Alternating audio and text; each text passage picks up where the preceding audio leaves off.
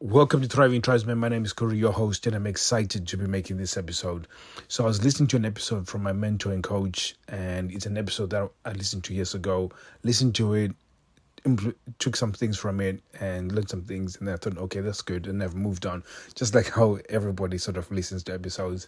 And for some reason, I found myself listening back to it, and I must have had some sort of growth because the way I've viewed it in terms of my life, I viewed it different and had a different lesson from it. And I was also listening to it and then started trying to think, what's the correlation with this to a sexless relationship? And it was absolutely incredible because he was talking about how sometimes there's opportunities everywhere and everywhere to change your life, and you have those opportunities every single day. But generally, most people take these biases towards risk. So you start seeing risk everywhere, and then it excludes the ability to take advantage of an opportunity, which I thought was absolutely incredible because I did that for many years when I was thinking about building a business that's going to be a helping man, and I went into this process of reading books, collecting information, listening to podcasts, and I was doing this looking for that one thing that was going to give me, assurance that there was not going to be a lot of risk, and then I can take advantage of an opportunity. But the unfortunate thing that one thing didn't come.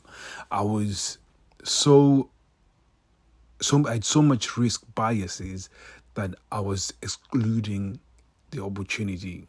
And it's only up until I started realizing that I had to implement, and I had to implement even though there was chances of risk. Now, when I say implementing, some of it was buying courses, some of it was actually trying to make podcasts, making videos. Because, you think about it, making a podcast, the first 50 episodes, nobody listened to my episodes. Nobody listened to them. And it could have been disheartening, and sometimes it's disheartening. So I would go for a few months without actually making an episode when I think about it. And I would go for a few weeks without making an episode. And a lot of it was just me really looking at the risk, like, if I continue doing this, like, is it really worth it? And am I really good enough? And I would do all this questioning thing. And I remember sometimes when I was presented with an opportunity in terms of somebody is going to coach me, I would think of, okay, if I give him this money, what if it doesn't work? And then it would take me a long time to make decisions regarding the thing. And every time when I started having this risk bias, I found myself doing things that made me feel like I was in momentum, but a lot of it was procrastination. So I would listen to more podcasts, I would read more books, and I would have this sense of momentum because I'm doing something, but I wasn't doing anything to implement. Therefore, it was, I used to wonder, why is it that I'm doing all of this stuff, but nothing's moving? But then I realized that underneath all those decisions of me trying to push, learning more things, learning that one thing, learning that super magical thing that's going to make the difference, it was just me really being risk biased and not moving forward in order to fix my situation. And again, I see you guys being in this situation where you're going through podcasts, you're going through books, you're going through different teachings through Facebook and Instagram, and you're following different people and trying to get that one magical thing that's going to change your situation. But I just want you to stop and think, how much of that is influenced by the risk that I'm not going to make the move because I'm at risk. Now, I'm not only talking about getting a coach. That's one part of thing where most people look at the financial side of it and say, oh, you know what, I'm not prepared to pay in order to get coaching because what if it doesn't work? And it's a valid reason. I've paid thousands and thousands and thousands of pounds, and I can guarantee you there's only a handful of people that have been worth the money. The rest, I've lost it. And you think, after having lost and had people actually con me, tell me that this thing's going to be good, this thing's going to deliver this result. You pay for it and it doesn't even deliver the result. I've had that happen to me.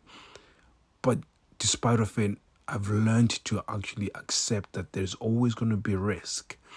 And I should never allow risk to exclude the opportunity. And this is where most people go through. And in fact, this is just from the coaching side of things. How about even within the relationship itself?